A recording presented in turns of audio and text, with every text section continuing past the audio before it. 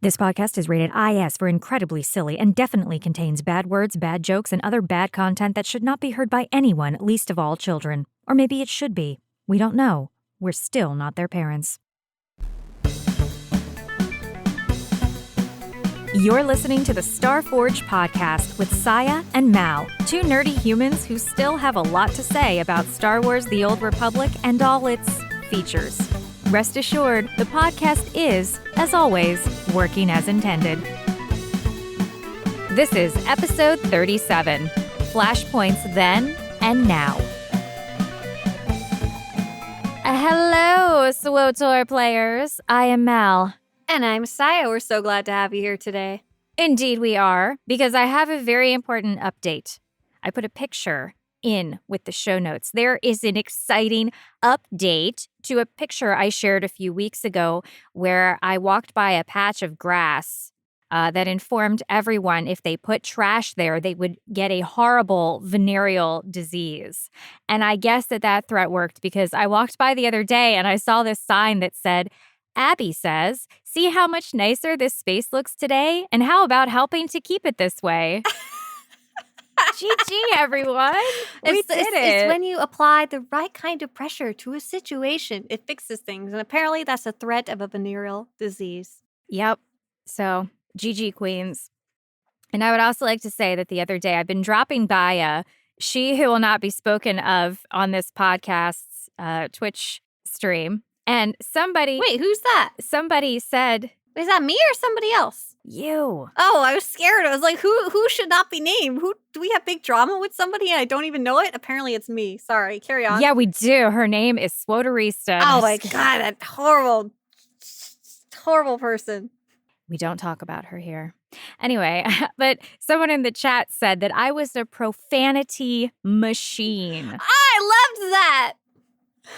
I was offended. I was offended because I am not a profanity machine. I am a well-oiled conveyor belt of profanity, rolling my wit and comedy smoothly into boxes to be packed and shipped same day. Thank you very much. Are you like an Amazon warehouse? No, they suck. No, because your profanity runs out. It doesn't walk out. But Okay, let's move on. Oh boy, I'll take my jokes elsewhere. I'm already disappointed. They're not as nice as Mal's. Yeah, you should be. And you know who else is disappointed? Disappointing other people.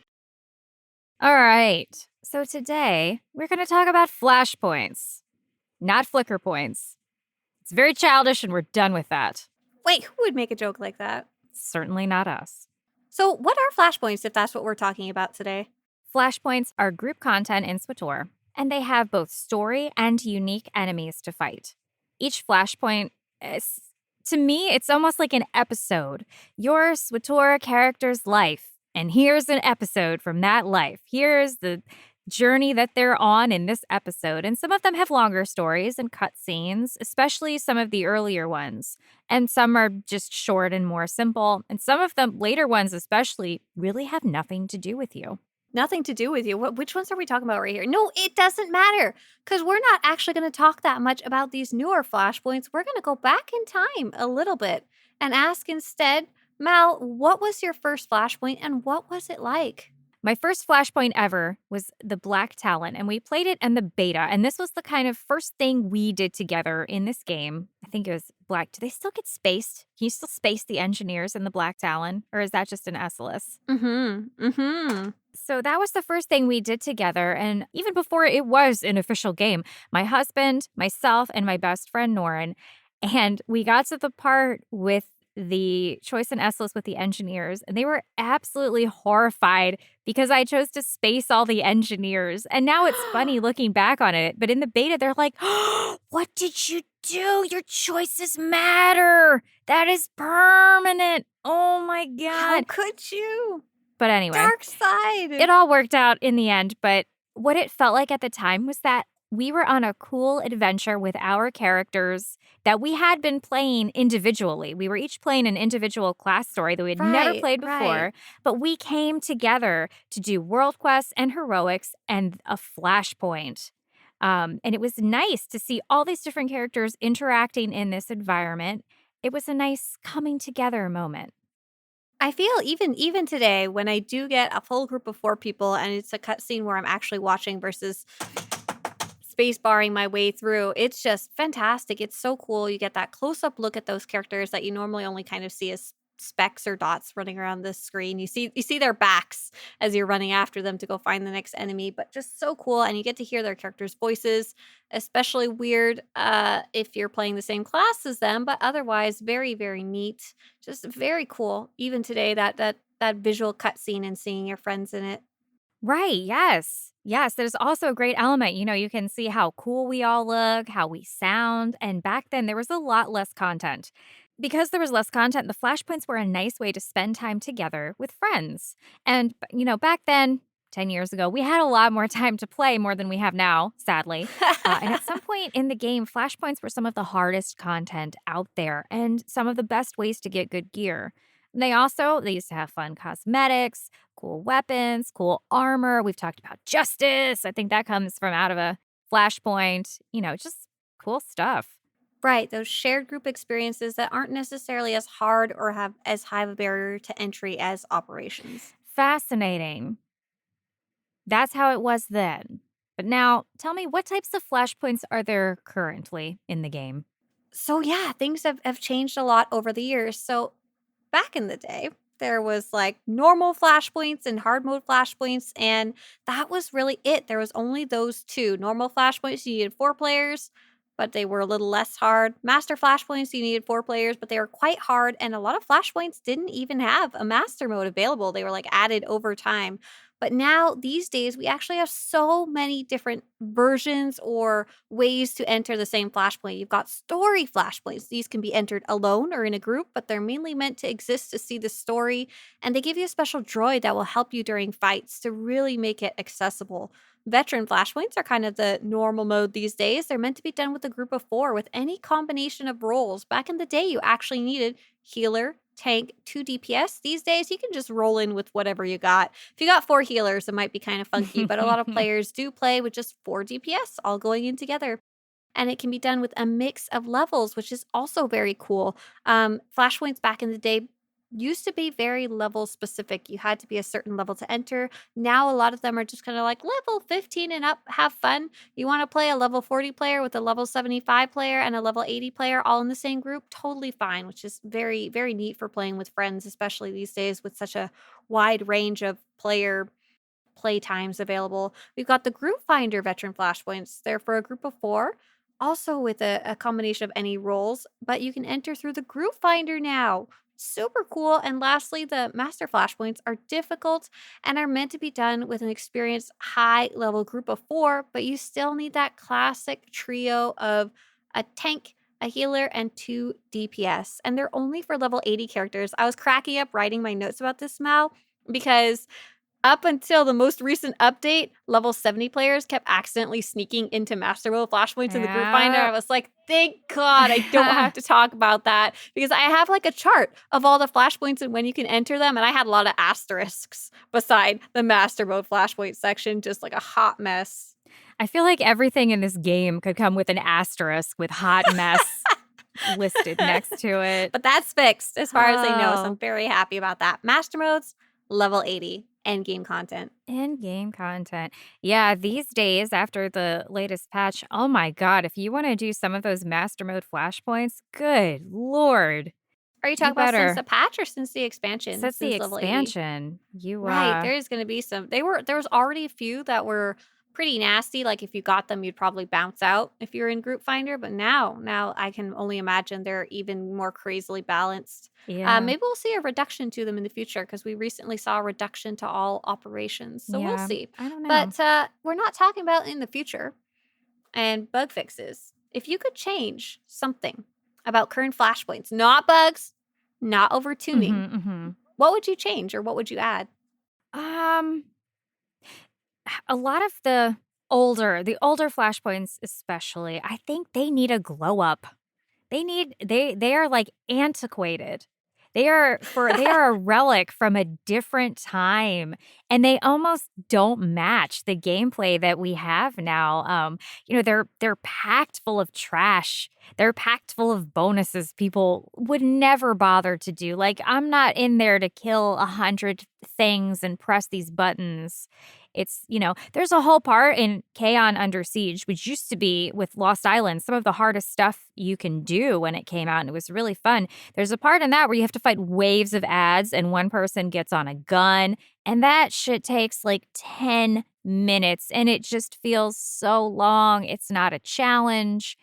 It's too long now, and some stuff is just tedious. We've been really spoiled. We've been really spoiled, and Yeah. especially because we have access to more games, we've been spoiled with mechanically fun combat, interesting bosses, stuff you can do, stuff you can run around, and you're not just sitting there hitting that one key, hitting the boss, and slowly whittling away their health or the health of like a billion enemies. Yeah, like we were playing Manon dailies earlier today, and we were talking about how we just want to skip past everything because we want to go complete the dailies. Mhm. Everybody should have stealth. Everybody grab their stealth Mhm. generator or their stealth character Yep. because there's no point in fighting those smaller enemies. That joy, that wonder of SWTOR of just being able to defeat random mobs is long, long, long run out, especially with so many other games on the market too. Yeah, I 100% agree about that. I don't know what the change would be because I like to fight just the bosses, and that's not enough for a flashpoint. Yeah, I know. I know. I think at this point they might just they are what they are, I guess. But there's one we don't even get to do. Colloquoid war games. That is That like this one's mechanically weird. interesting. It's like that is just the weirdest thing. But we don't even get to do it. It's not in the queue. It's only worth 5 achievement points. I don't know. That is the That's one you do because you haven't done it before when you're playing with friends. Be like, "Hey, you guys, I haven't ever gotten to run Call of Code War Games," and then your friend's like, "Me neither," because it's not on the group finder, and you go do it together, and it's like, "What is this?" That's how you get all those companion kills. That's what that flashpoint is. So you just like you'd like a glow up, especially with those mobs. I think Yeah, is the biggest thing, huh? yeah. Because people, yeah, like you skip everything, especially in the older ones. I mean, you see people, they want 2 to 3 stealthers, if not all 4 stealthers, just so you can just blast through as fast as possible. Because what's the point in killing all that trash? You don't get anything, right? And it's not Credits? fun. Are you serious? Like maybe back in the day, oh yeah, get the bonus, get those sweet credits. Oh At yeah, least get some renown. get that Nope. 4K. Get that 4K. You can buy 1/1 billionth of an augment with that. What would you change? What do you wanna change? I think one of the things I'd like to see added is more reason to run those flashpoints, and I'd really like to Hmm. see more things on the cosmetic side. Because, like you said, those enemies are kind of boring. There's not a lot of reasons to go into those flashpoints, especially if you're doing other types of gearing. You don't have a lot of reason to go in anymore. I'd love to have some type of track or something like that, or some specific drops that are legacy bound in a collection system that only show up in each flashpoint, or something like that.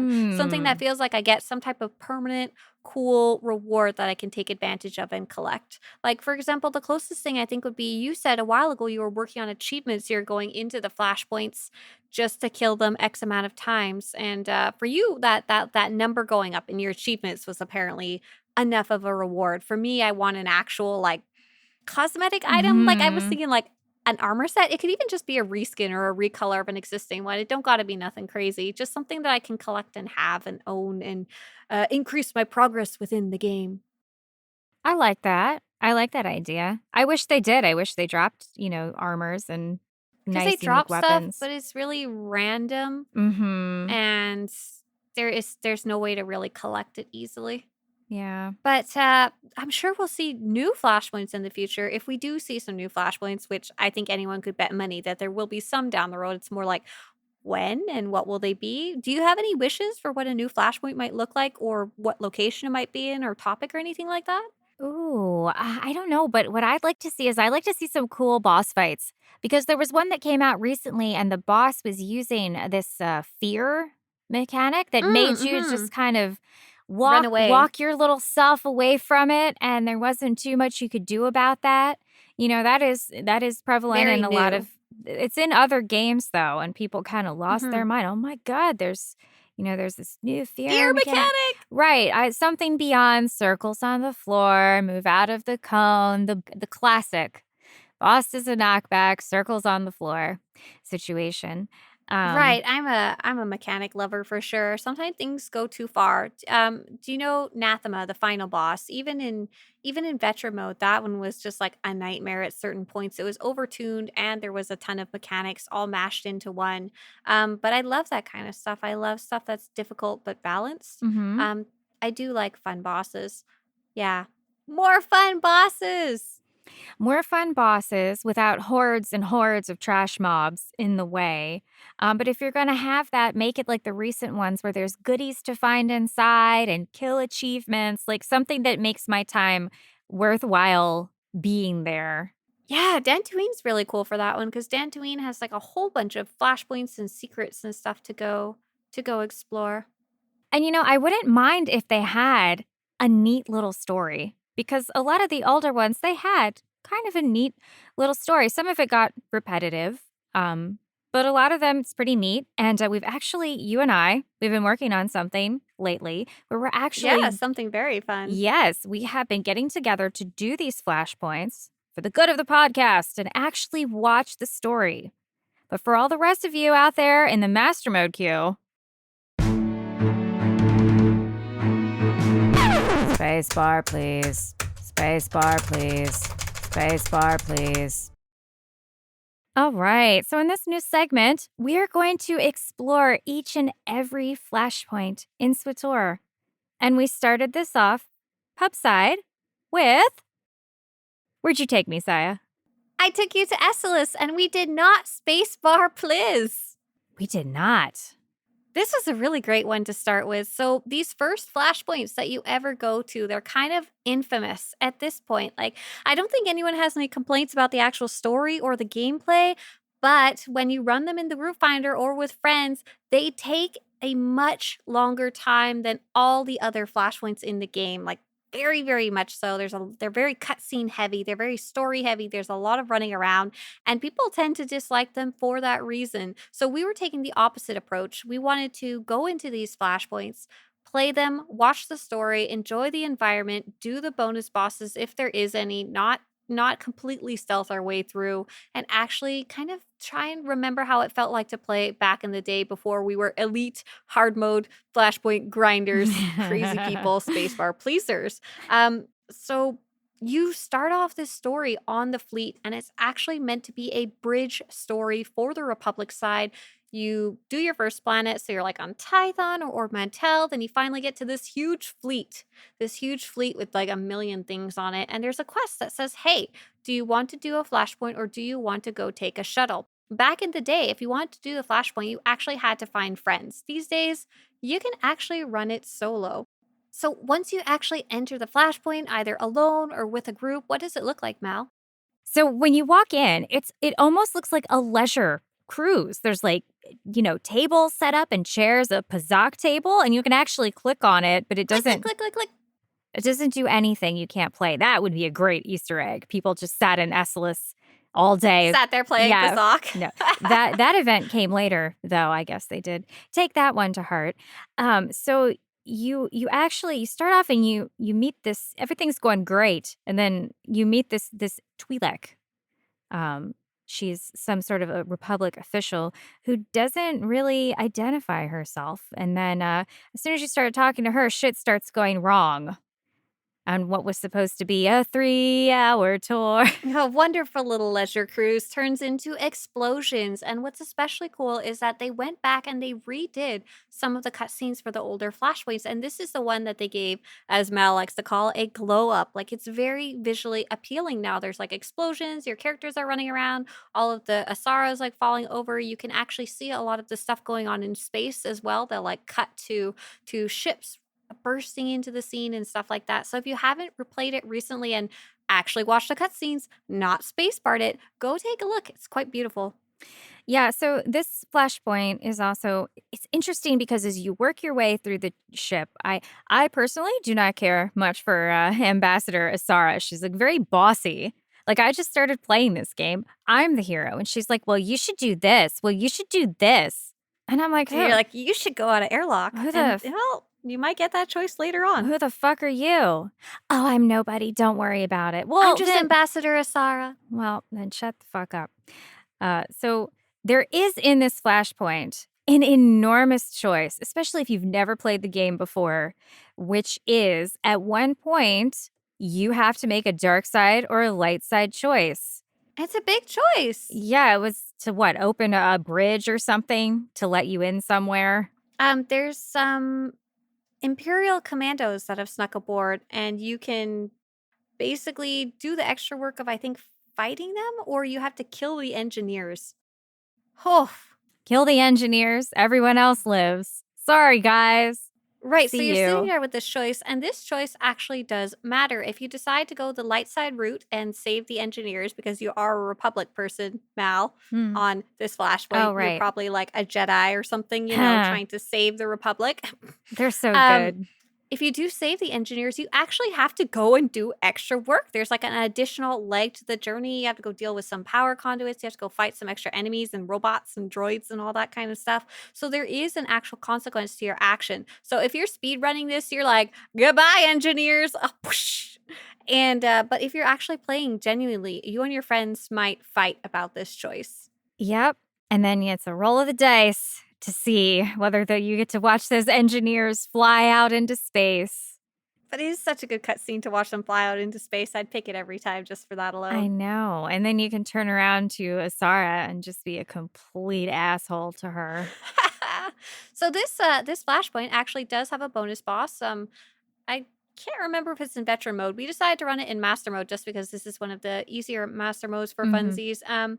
There was a new mechanic that we hadn't seen while running around, in that some of the mobs have this yellow stripe mechanic on the ground, like it's an actual mechanic. We were like, wait, do you remember this from back in the day? And everybody in the group was like, no. So apparently when they were Yeah. giving it this glow up for the cutscenes, they were also adding some additional little mechanics to give you a preview of what it might look like later on in the game. But what is this bonus boss like? Because it's a pretty funny one. It's a giant power droid. And when you fight him, you have to be in melee range under his little shield or he demolishes you. What do you call him? A gonk droid? Gonk. Well, he's kind of like a giant gonk droid with legs. I don't know if he's actually a gonk droid or not.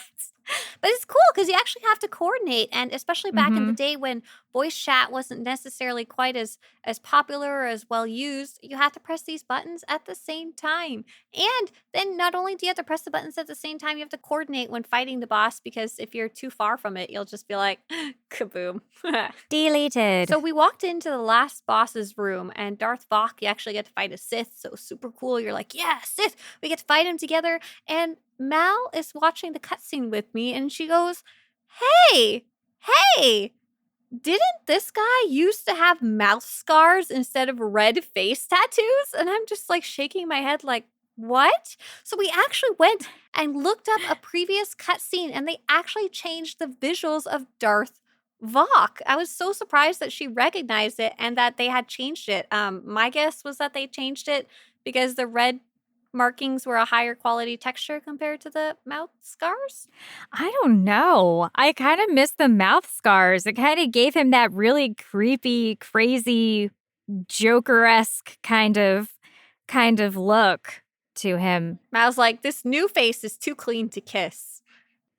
It ain't too clean to kill dead though. So Which oh, we did. we did. And what's fun about this cutscene is what you can do with Ambassador Asara. So how does that work, Mel? Prior to this, there's somebody on the ship who tells you that Moff Kilran on the Imperial ship just wants the ambassador, and that when She's we secretly been Asara, anti-imperial seditionist. yeah, so when we go over to the Imperial ship, we should just leave her there, and then he won't chase us anymore because he will have what he wants.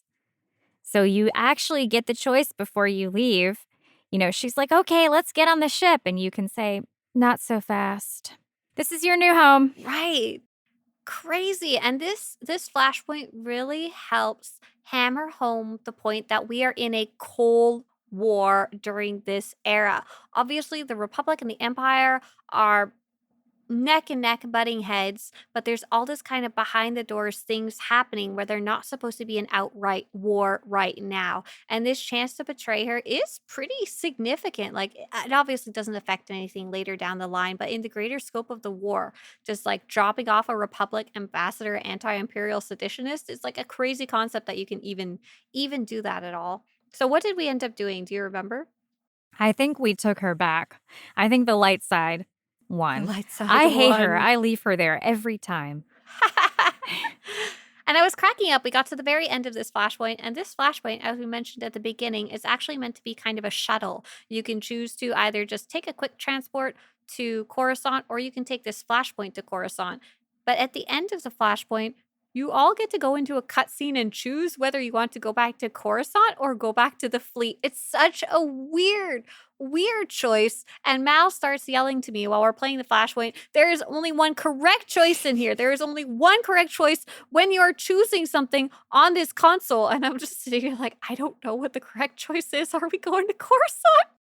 No, it's to troll. Yes, Coruscant, to troll. The correct Coruscant choice to troll. is always to troll. Because there's Always. no need to be on Coruscant. Always. If you're like level 80. So funny. I did have someone when we were playing mention something that happened back in the day for this flashpoint. I think it's mostly been fixed, but back in the day, a lot of the time when you were selecting between those two and then you would jump into hyperspace, it would often kick you from the game and crash your clients. Oh. Did you ever have that happen to you back in the day? Oh, God, I probably. I had I'm like sure. instant nostalgia as soon as I saw that. I was like, yeah, I love crashing at the end of the Esseles. Oh, boy. Esseles, once again, both of them are probably correct. You didn't go to Coruscant or the fleet. Your whole ship just exploded on the way there. And after that, you'd head Coruscant and you know, continue your kind of solo journey. Yeah. So I really enjoyed running that flashpoint with you. It was a lot of fun. Thanks for coming along with me. Next week we took a look at Black Talon, the Imperial counterpart. Yes, indeed. But for now, we're all done. We're all done with each other. Now we're going to talk about stuff that you can do all alone. Flying solo. While Flashpoints originally started off as something you could only complete in a group, and that's how we were running it, BioWare eventually recognized that solo players were an important part of the Old Republic player base, and so they converted some of the older group Flashpoints into solo ones, and going forward, made sure all Flashpoints, all the new ones, had a solo mode available when they were launched. Right, and I think that's a nice choice, especially with all the story they introduced, and I think they realize now the game is old. And nowadays, I think people play a lot more than just one of this type of game at a time. People just don't put as much time into dedicated group content as they used to. And even for me, this whole solo thing actually happened quite a while ago. I was having trouble tracking down exactly when the first solo Flashpoint started, but it was somewhere near Shadow of Revan, prelude to Shadow of Revan, something like that. So it's been around for a while. But yeah, people were playing more and more MMOs for sure. Absolutely. yeah, and even now, you know, I run through the story, and if it ends in a flashpoint, I just want to like walk into it because I don't know what time I'm playing. I don't know who's available. I just want to go and do it and see the story. If I want to play it at a harder difficulty, I'll just play it later with friends when people are that's around. absolutely a great point. So even for players like us who love group content, who love going in with friends, who are very social online, who don't have troubles finding a group in the first place in a general way, when we're playing story, we just want to play it. We just want to continue at our own pace, whatever that may be. Mal's got a busy life. I'm just very impatient. I just want to go. But I had a similar problem in the end of Shadow of Revan expansion. You have a choice to do something solo or go in with an operation group. And I really wanted to do the operation version. And I couldn't find it for I had to wait 2 weeks so we could have a full group together to run it. And that was obviously not the mechanic of just keep playing. Maybe I would have gone and played Guild Wars 2 or gone and played whatever other game was out then instead of waiting for that group. So that solo helps people keep playing who are group players. And for solo players, it gives them the chance just to play it, right? Right.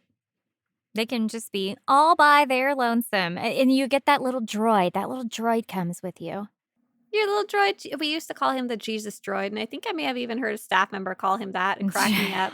Um, I know you told us you did your very first Flashpoint with a group, and you Mhm. do a lot of group content now. But when you first started playing, did you always have group to run with? Did you ever find it difficult to find groups for the other Flashpoints back in the day? I was very lucky back in the day that both my husband and my best friend played this game. So we already had a group of 3. So at most, we needed one person. And with my husband tanking and me healing and my best friend DPSing, we all Set to know go, it's yeah. very easy to find a DPS. So I was very lucky that that was sort of the plan from the ground up for all 3 of us to play the game together. And then later, because we were raiding in guilds, it was actually a very vibrant community. A lot of people were playing. We would Mhm. get together. Mhm. We would do a flashpoint before a raid. We would do flashpoints just to do them, just to see them. That was my experience too. I didn't have that friendship group that core group that you had when you started, but once I joined a guild and once everyone was kind of getting to the correct levels and stuff like that, I was able to do the same thing. I would be able to run with them. Someone would be like, "Does anyone want to run a flashpoint?" And you could just jump in because you only need 4 people. It's not like organizing an operation where you need a solid 8. That's quite a few people. Mhm. And I did have a problem where I couldn't necessarily get the right flashpoint at the right time because there is a bit of an order to it. And I was trying to kind of play the story in order the best that I could, especially because I hadn't seen everything yet. You don't really want to go run the Ilum flashpoint right at the beginning of the story or anything like that. But I often had to like go for like a week where I couldn't find the right group for the right content. And I just have to wait. I'd have to go do other stuff in the meantime. And I don't think that's a mentality that exists now. It's more like, there's a billion things I could be doing at any given time these days. Mhm, mhm. It was actually different back then too because for a long time there was no group finder.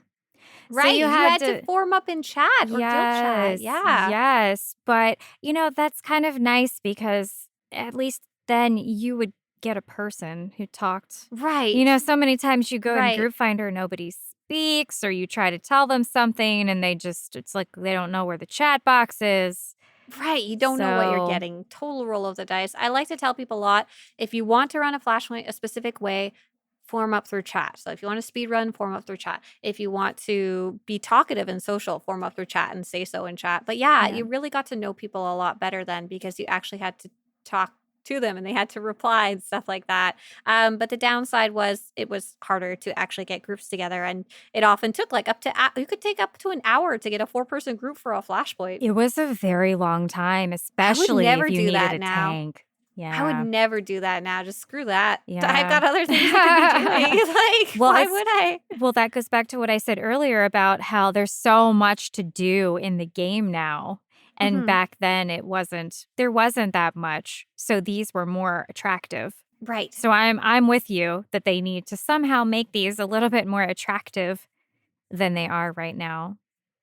So out of curiosity, because you're more on the skilled side of things when it comes to playing and combat and stuff like that, have you ever tried to solo any of the group flashpoints before? Is there any point to it?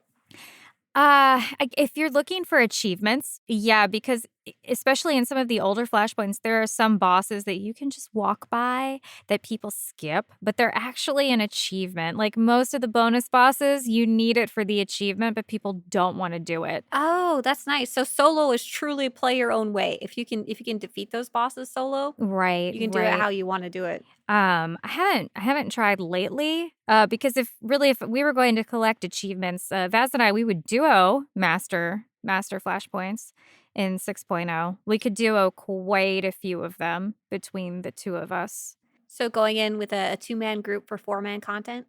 Yes. And so I know the veteran flashpoints are pretty easy to run. Master mode flashpoint is probably going to give you a kick in the butt though, huh? Yeah, I mean, there's some you probably could not duo, but the earlier ones, yeah, you could, and in veteran, you could probably I don't know, I'll have to test it, I'll have to go hop into it, but, I've been doing some testing.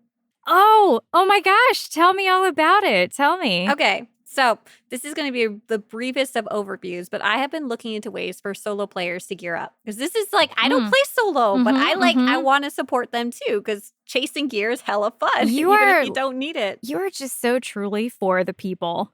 I'm like, okay, I don't know, figure it out. And you're like, I've been in my laboratory doing extensive testing on what is the best gear for you to get. If I figure it out, then I get the kudos for it. It's all about the first in slot.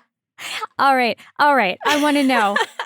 Please, tell the people. Okay, so we have been playing a lot. Us experienced players have been playing a lot with the hide and seek vendors. And they give you can get level 330 blue mods very easily once you unlock those vendors. I imagine Mal probably unlocked those day 1. I unlocked those like day 2 once I figured out how it worked. But solo players, for the most part, they can only get that 330 green by doing Conquest, for the most part. But if you can solo a veteran Flashpoint, I have found out if you solo a veteran Flashpoint, if you can do it, it's quite surprisingly easy, Mal. You can like 5-button mash your way through Red Reaper with a solo class. Like it's way easier than I thought it was going to be based on the reports of people saying lots of stuff is hard right now. You can get an almost full 330 blue set even as a solo player by taking advantage of that thing where it drops a blue accessory. In veteran Flashpoints, and then you just keep upgrading it, and then you hand it into hide and seek. Oh, you upgrade it with the Flashpoint mats. Yes, with the Flashpoint mats. Oh. And you just keep having blue pieces drop for your accessory, and you just keep deconstructing those, and you can get like close to some of the best gear in the game that most players can get, like excluding R4. Fascinating.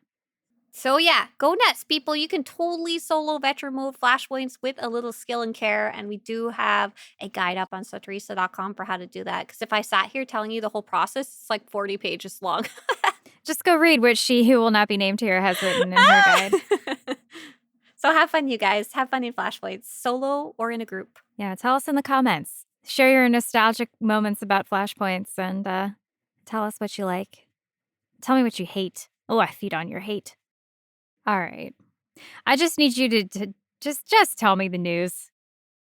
You heard it here last. We did have update 7.1a, which surprisingly actually fixed a lot of the things we were griping about in 7.1 in an episode ago, which I thought was pretty funny. One of my favorite things is that we now have daily resource matrices added, matrices added to the Manon daily area. Have fun. I'm really happy about that. I've actually been running the Manon daily area now. It's quite fast for Reputation. The Nar Shaddaa Nightlife event is still running. It'll be running until September 13th. Don't forget, you can get quite a few tokens just from running Flashpoints. You don't necessarily have to go buy those 7.5 million credit tokens. And the Rako Resurgence event will be on Tatooine running August 23rd through August 30th. Get your gambling on. And when you're sick of that, go actually get sick with the plague. And then go back to gambling. Perfect place to spread it. That's it. Maybe next time we'll talk about some of the bugs people are having, especially the zombie bug. Oh, zombie bug in the next episode. We'll see you guys later. Bye. See ya. You've been listening to the Starforge podcast with Scya and Mal. We know you have your choice of podcasts, and you chose the right one. New episodes drop every Friday on Google and Apple Podcasts, Spotify, Swtorista's YouTube channel, and just about every other podcast platform in existence. For show notes, pictures, and other information, visit starforgepodcast.com. Hit us up on Twitter at StarforgeCast. We love hearing from you. Thanks for tuning in. We'll see you all next week.